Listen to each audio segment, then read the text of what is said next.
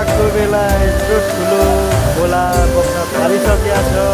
यो चाहिँ हाम्रो गाउँदेखिको यतापट्टिको खोला हो यो चाहिँ ठ्याक्कै यता झरेर कोका खोलामा मिसिँदैछ है। यो खोला चाहिँ यहाँ तल कोका खोला हो। हामी चाहिँ धरानदेखि आउँदै गरेको भाइसँग, तर धरानतिर चाहिँ घाम लागिरहेको थियो क्या। यता आउँदाखेरि चाहिँ यत्रो ठुलो खोला बग्छ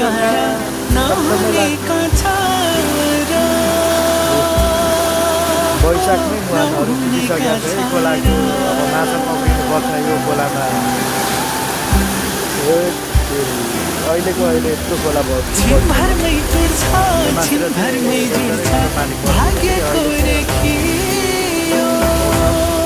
सफा